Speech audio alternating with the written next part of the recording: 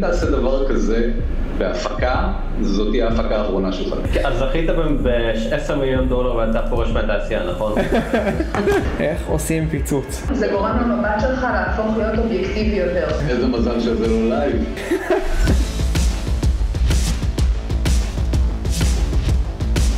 טוב, אז שלום לכל הצופים. אז מה שנעשה היום, אנחנו נעשה סרטון ביקורות על עבודות שאתם שלחתם.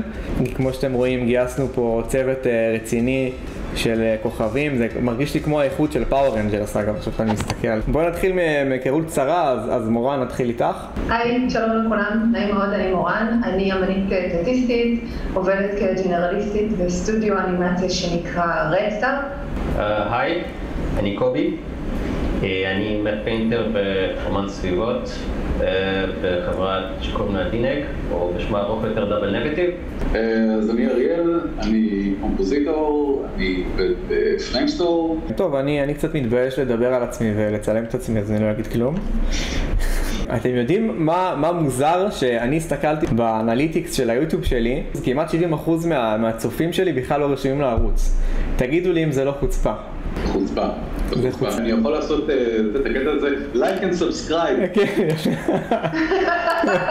אריאל, אם אני אגזור את החלק הזה שלך ואשתמש בו מעכשיו בכל סרטון שלי מאז ומעולם, זה יהיה מקובל עליך? אולי לא. יש לי הצעה, כל אחד מאיתנו יעשה like and subscribe. like. and? טוב.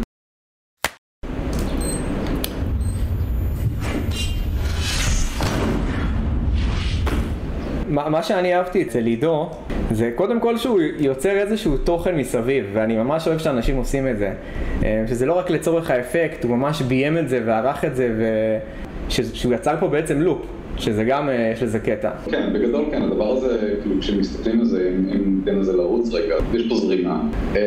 אבל אם אנחנו נדבר רגע על הדברים הקצת פחות טובים, בתור התחלה הטרק פה קצת זז. הטרק של אם מסתכלים על השעון, אפשר לראות כאן ממש שיש איזשהו שיפט קטן. אז הטרק לא יושב פיקס בעניין הזה. יש פה גם את העניין הזה, שלא ברור לי מה... אני משער לעצמי שהוא ניסה, שאולי הוא חושב שהדבר הזה ישפיע על זה בצורה כזו או אחרת. אז זה גם קצת לא הכי עובד. מה גם שאני אולי הייתי מוסיף קצת דיפיוז לאור הזה, כי בכל זאת זה מקור אור קטן, ותחשוב שאתה לוקח את השכבה של השעון, מריץ עליה כמו בלר נורא גדול, ושם את זה מעל הכל באופסיטי יחסית נמוך. פס קונטמיניישן, שאתה לוקח פשוט את הפס, אתה עושה עליו בלור, ואז אתה שם אותו על עצמו עם אופסיטי נמוך. בדיוק. זה בדיוק זה סוג של קונטמיניישן, זה המון פעמים עוזר. עכשיו, באופן כללי, כמו בכל דבר בקום, ואנחנו נראה את מה שאני הולך להגיד, לפחות עוד איזה פעמיים פה. יש לאנשים נטייה לשים, ברגע שאתה שם משהו, יש לאנשים נטייה לשים המון מזה, המון אפקטים, המון קונטרסט, המון... והקטע בקום זה להיות סולו, להיות נורא עדין. אז כשאני אומר לשים את זה מעל עצמו, אני מדבר על לשים את זה באופסיטי של 5, לא 100, 5, 6, לא יותר מזה כאילו. יש גם את העניין הזה פה, הופך את הדבר הזה לאסט תלת-ממדי בנקודה הזאת. זה קצת איבד את הצל שלו בצורה כזו או אחרת, כאילו הקונטקט שלו הלך קצת לאיבוד משום מה. התאורה הזאת, נקרא לזה הסקרלט וויטשטיין הזה, הוונדוויז'ן הזה שהוא עושה פה.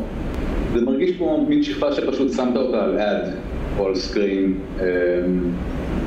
בלי הרבה יותר מדי. זאת אומרת, הוא כן נעשה פה ניסיון לגרום לזה להאיר קצת את הרגל שלו ולהאיר את הרצפה, וזה כאילו, זו התחלה טובה, אבל אני הייתי יוצר בדבר הזה המון, זה מאוד אחיד, זה נראה כמו משהו כמו מסכה ששמו עליה המון בלר או המון פדר, הייתי יוצר פה, הייתי עושה ברייקאפ, דבר הזה, מריץ קצת נויז דרך זה, איזה פרקטל נויז כזה, לתת לזה קצת יותר... שכאילו זה ייצר יותר אינטראקציה עם הסביבה ויראה יותר אמין. בגלל שאנחנו מדברים על הדבר הזה, זה בעצם מקור אור, נכון? זה אומר שזה כאילו אומני לייט באיזשהו מקום. נכון, זה אומר שהוא משגר, הוא משגר קרניים, כאילו חלקיקים לכל מקום, זה אומר שבשלב מסוים זה פוגע גם פה, זה מייצר צל נוסף. בדיוק. האמת שזה ייצר צל אחד, אולי קצת יותר רח בקטע הזה נגיד. פה, כמו שאתה אמרת, זה חייב להיות הרבה יותר רך והרבה יותר עדין. ואני חושב שהדגש באופן כללי, כאילו זה מה שאני תמיד מדגיש, אתה יודע, כשאני מדבר עם סטודנטים משהו כזה, זה תמיד לעבוד עם רפרנס. בגלל שזה מקור אור, הייתי לוקח את האזורים החשוכים יותר וקצת מעלה אותם, זאת אומרת, הרי כי יש לך כאן מקור אור, אז יש לך פחות חושך. פשוט לוקח, עושה אפילו קי לאזורים השחורים, ופשוט קצת מעלה אותם בנוסף להכל. השאלה הראשונה שאני נתקל בה כמעט כל שיעור מאיזה סטודנט חכם, איך עושים פיצוץ? אז אני שולח אותם לאתר של סטוקים ואני אומר לו, אתה משוחרר מהקורס, אז אני אתן לך 100. קודם כל זה לא מרגיש לי מספיק רווי, זאת אומרת, אם יש פה פיצוץ, אתם דיברתם לפני זה על אור, לדעתי זה צריך להיות הרבה יותר שרוף גם באזורים האלה. והדבר השני ששמתי לב, אני מרגיש כאילו את הקו מתאר ממש של הפיצוץ השחור הזה. יש פה בעיית פרימות כלשהי, כן. אני יכול לשאול מה זה, כי אני זוכר שפעם הסבירו לי והתחרטתי, אני לא יודע. ברגע שעושים תיקון צבע על שכבה שיצא מקלט, שכבה שיש לה ערוץ אלפא, אז אם לא נזהרים, הם עושים בעצם את התיקון צבע על הכל, כולל ערוץ האלפא, ואז לפעמים קוראים לדברים האלה שיש אג'ים, או צריך לוודא או שהאפקט עובד אך ורק על ה-RGB, או שממש לעשות un-pre-multiply, להריץ את מה שרוצים להריץ את זה, ואז לעשות pre-multiply מחדש. צ'וק יכול לפתור את הדבר הזה, או שזה חייב להיות משהו מראש? צ'וק יכול, אבל זו הדרך הלא נכונה לעבוד. אם תעשה דבר כזה בהפקה, זאת תהיה ההפקה האחרונה שלך. בגדול זה כאילו זה destructive, זה הורס מידע. בדיוק. מעלים מידע שהוא שם, ואם המידע הוא שם, כאילו אין לך בתור אומן שום זכות להעלים את המידע הזה. כנ"ל עם גרינסקרין, המון פעמים בודקים ממש, עושים A ו-B של איך הפלייט נראה שצילמו את הגרינסקרין ואיך הפלייט נראה אחרי שעשית את הקי, ואם איבדת שם הפיקסל, זה יחזיר אותך אחורה, יגיד אותך תחזיר את זה בחזרה. אבל זה נראה כלל, זה נראה משהו שנעשה בלוחד אפקטים. הוא לא פיצץ את זה לעשות עצמו, נכון? או משהו כזה? לא. לא סביר להניח. בגלל שאנשים לא מודעים לזה, אז כשמייבאים את זה לאפטר, יש אפשרות כשאתה עושה, אתה יכול להגיד לו to pre-multiply, ויכול להיות, ואם הבאת משהו שהוא כבר pre-multiplied, אז אתה עושה לו double pre-multiplication, וזה יוצר גם. יש לנו פה גם איזשהו משולש, אז כנראה, אני משער שזה איזושהי מסכה. זה נראה כמו פיצוץ קלאסי שיצא מתוכנת לאט. יש כאילו את השכבות של הפיצוץ, של האש, של החום, ויש את השכבות של העשן. מה שאין פה זה סוג של אינטראקציה ביניהם. כי אם אנחנו מסתכלים על פיצוצים, זה אור, זה חום, זה ישפיע על העשן. אני הייתי מצפה שהצבע של העשן ישתנה בהתאם, או לפחות יושפע חלקית מהתאורה שיש פה. זאת אומרת שהעשן עצמו יותר כתום. בדיוק. אני בשוט הדומה שהיה לי, עשיתי בדיוק את זה, זאת אומרת, קיבלתי את כל השכבות האלה, קיבלתי את העשן, ומה שעשיתי, השתמשתי בלומיננס של הדבר הזה, עשיתי לזה ארמון בלר, והשתמשתי בזה בתור מסכה שתשפיע על הצבע של העשן עצמו. גם very subtle, אבל זה ייתן תוצאה הרבה יותר טובה. יש גם המון ניסוי וטעייה וזה, זה לא משהו שהוא כזה, אתה יודע, אוטומטי סלאפ אחד על גבי השני ובום, יש לו פיצוץ. לא, אני לחלוטין כאילו מדגיש את מה שאתה אומר, שזה לעשות פיצוץ אמין זה המון עבודה, זה בדיוק אותה כמות עבודה כמו לעשות איזשהו קומפ לכל דבר אחר. רפרנס טוב שאני יכול לתת נגיד לעשן שהוא ממש מגניב, זה מה שאנחנו עשינו בצ'רנוביל. מה שאמרת לפני זה לעבוד באופן כללי עם רפרנסים. חובה, אני לא יכול להדגיש שזה מספיק חובה לעבוד עם רפרנסים, כי עם כמה שאתה יודע, הדמיון שלנו בתור בני אדם הוא מאוד מאוד מפותח, אבל לפעמים הוא גם נוטה קצת לייפות את המציאות. הוא עשה די עבודה טובה סך הכל. לא, אין ספק. עם כל המון השקעה ובאמת כל הכבוד. אני חושבת שאני יודעת מאיפה המשולש הזה מגיע. זה המקום שממנו יוצאת הקופסה אחרי הפיצוץ.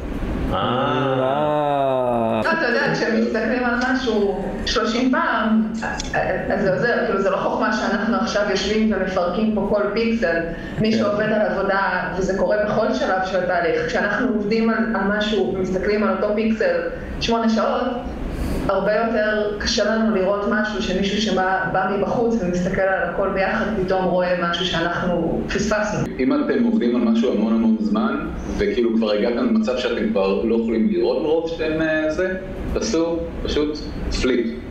כי ברגע שאתם עושים את זה, אתם מסתכלים בדיוק על אותו הסרטון, מזווית אחרת, העין כאילו רואה משהו חדש לחלוטין, ואתם תמצאו דברים אחרים. אחרי שראיתם את כל הסרטונים ביוטיוב שלי, תסתכלו עליהם בפליפ גם.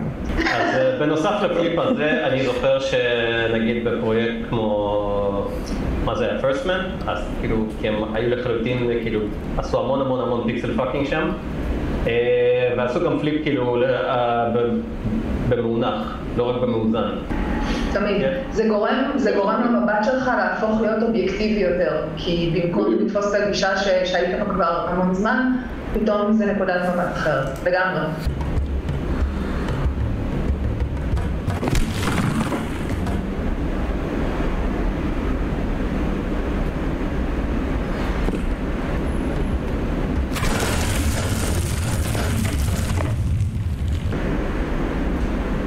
כשראיתי את הסרטון הזה פעם ראשונה, אני סוג של כזה גיחכתי, כי הטיימינג שלו הוא מאוד קומי ואני מאוד אהבתי את זה. גם המוזיקה שלו כזה, כאילו זה מצחיק. אם יש משהו שקודם כל הייתי מתחיל ממנו זה תנועת מצלמה, כאילו יש לך את תנועת מצלמה פה שזה מגניב, אבל פה, מהרגע הזה, כל הפריימים הם הולד-אוף, זו מצלמה נעולה שהיא לא זזה בכלל.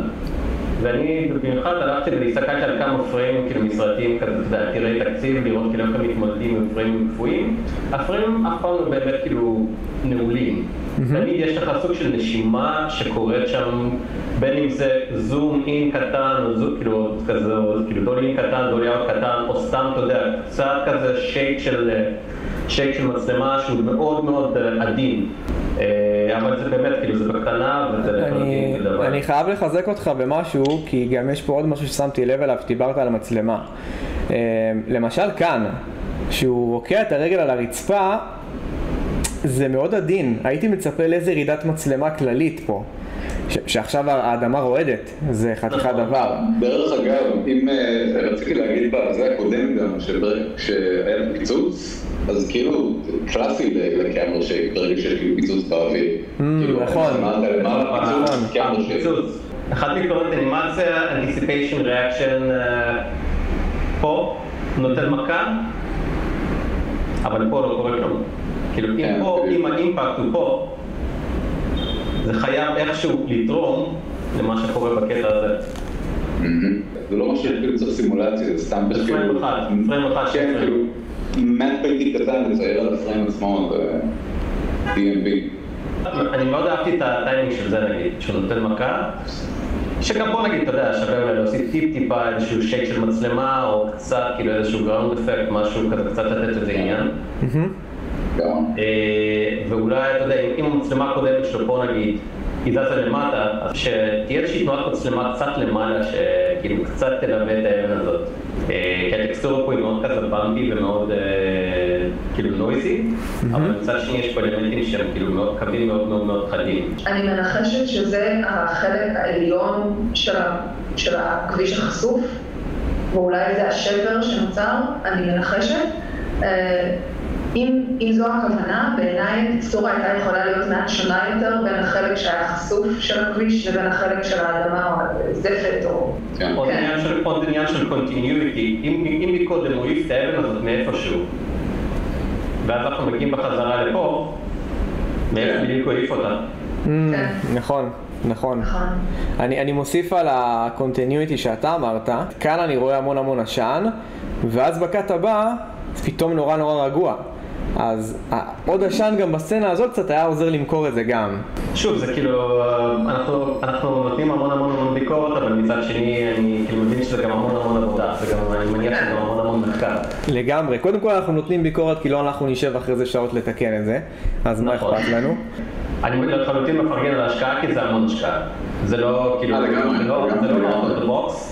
כן, אבל יחד עם זאת, אתה יודע, דווקא בגלל שאנחנו בחרנו את העבודות האלה, אני יודע שלפעמים אנשים לוקחים כאילו ביקורת נורא קשה, אבל אני אומר שאם אנחנו רוצים להתמקד בעבודות האלה, זה בגלל שאנחנו רוצים שהעבודות האלה יהיו עוד יותר טובות ממה שהן. כאילו אם אין מישהו פוטנציאל, אז אתה כזה אומר, אז כאילו בשביל מה אתה ביקורת, כן? אבל מצד שני, כאילו, אם אנחנו נותנים ביקורת לעבודה כזאת, זה בגלל שאני אישית מאמין שבן אדם מוכשר שיש לו המון פוטנציאל והוא יכול לשפר את זה וכאילו יהיה יום אחד ממש מפלצת. אני חושב שהוא עשה פה גם משחק וגם הפקה וגם בימוי וגם צילום וגם אפקטים. אני מאוד מעריך את זה, זאת אומרת, אני רוצה להיות חבר של האיש הזה, שייצור איתי קשר. קודם כל, אתה ביקשת את הביקורת, אתה שלחת את הוידאו, אז כאילו. אבל גם הדבר הזה,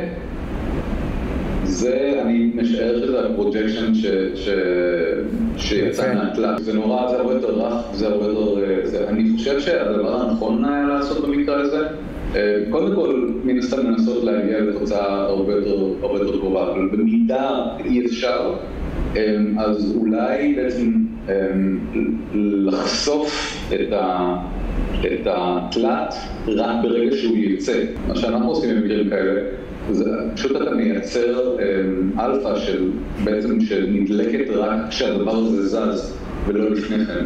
עובר השניות הזאת שקורה פה, כל הדברים האלה, נגיד פה למשל באזור של הרגליים שלו, זה שכאילו לא כך ברור לי, זה לא מרגיש כאילו זה יוצא מהאזור של העיניים שלו, כן, זה פשוט מין משהו ששמו שם, וכל העמדק האחר, זאת אומרת, פה בצד, באזור הזה זה עוד איכשהו נחמד, הדברים אבל שיוצאים מכאן מהמרכז לא כל כך תורמים,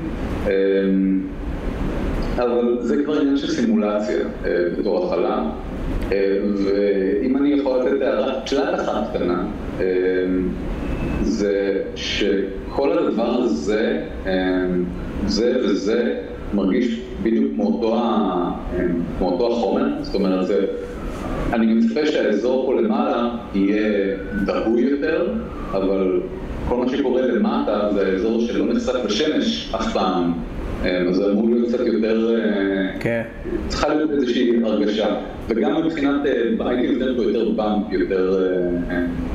בגדול יש לנו לפחות אצלנו, כאילו, אני חושב שבכל תעשייה גדולה יש כזה חוק שמאוד לא אוהבים מה שנקרא hard edges. אז הנה, פה נגיד יש hard edges, ובדרך כלל בפרויקטים שיש תלת שלפעמים כאילו יוצא תלת שאין לו, שהוא לא הכי מפורט, כן? אז לפעמים מבקשים לשבור את זה קצת, להתחיל לפרק ולנגוס בתלת כדי להפוך את זה למשהו קצת יותר... פחות מושלם. כן, קצת פחות מושלם. העולם הוא לא מושלם, שום דבר בעולם לא מושלם, וגם בקולנוע. ועוד משהו לגבי פרוג'קשנים, שזה משהו שבתור מטפינטר זה כזה bread and butter של מה שאני עושה. חוק של פרוג'קשנים בדרך כלל, כשאתה מייצר טקסטורה לפרוג'קשן, החוק הוא, אתה תמיד תצייר כפול מהרזולוציה שבה אתה הולך להראות את זה. זאת אומרת, אם אתה עובד עכשיו ב-HD, צייר ב-2K. אם אתה מקרין ב-2K, צייר ב-4K. זה 4K, 8K. זה כאילו פעולה הרסנית, זה כאילו דיסטרקטיב, כי אתה בעצם לוקח איזושהי טקסטורה ומקרין את זה על גיאומטריה, וזה כאילו מעוות טקסטורה, אוקיי? אז אתה חייב שיהיה לך מספיק מידע בטקסטורה שלך כדי שהיא תעמוד בעיבותים. אהבתי גם את הקוריוז הקטן הזה שכתוב קופלי. אני באתי להגיד. זהו, זה יפה ששמת לב, אני בכלל לא ראיתי את זה בהתחלה. אני לא ראיתי. יש משהו אחד שהוא קצת צרם. קודם כל, מבחינת משקל של זה מרגיש קצת קל מדי. נגיד במיוחד בקטעים האלה פה. הטרקינג בסך הכל כאילו הוא בסדר. זה באמת אבל כל מיני אלמנטים, זה באמת כאילו כל מיני דקויות כאלה. כאילו אבן לא בהכרח מתנהגת ככה. או דברים כאלה שיש פה התנגשות של אלמנטים נגיד, שהוא כזה מרגיש שהוא נכנס אחד לתוך השני או משהו כזה. וגם פה יש איזשהו אלמנט שכאילו, יש פה משהו שהוא מאוד מאוד כהה, או משהו שהוא מאוד מאוד בהיר. אני עבדתי על שוט דומה, כאילו סוג של דומה בדדפול, השני, שיש שם מסעית כזה שמתפוצצת על גשר, ויש שם בדיוק את אני לא יודע אם אתה יכול להראות את זה, אדם. לא, סבבה, אין בעיה, תייצר לי עוד עבודת עריכה, אין בעיה. בכיף, אני מתאמן להיות לקוח. אבל שם... אני חייב להגיד משהו כללי פה על שוב, כמובן זו עבודה טובה וכולנו נסכים על זה, שאתה רוצה לייצר אמינות עם איזשהו אפקט, תייצר את זה גם בסביבה הרגילה שלך. אז אולי גם לקחת איזו חתיכה של רכב מאחורה ולהפיל לו למשל את הלוחית רישוי בקטנה, מהעוצמה של הדבר הזה. משהו מסביב שימכור יותר את האפקט, שזה לא יהיה רק האפקט. אם היה קאמרה שייק על כל הסיפור הזה, אז אתה יודע, פתאום יש לך הצדקה על כל הסיפור הזה, כי יש לך קאמרה שייק, זאת אומרת שהאדמה ממש רועדת. אז אתה יכול להתחיל קצת להזיז את הרכבים אם אתה רוצה, אתה יכול דברים לפלוג, זה כאילו, זה דבר שהיה ברגע שאתה מוסיף אותו, שזה עוזר לך, אז נותן לך פתח להוסיף עוד דברים. אם אתם רוצים לשלוח לנו גם עבודות שנעשה להם ריוויו, אז תשאירו פה בתגובות למטה. Like and subscribe.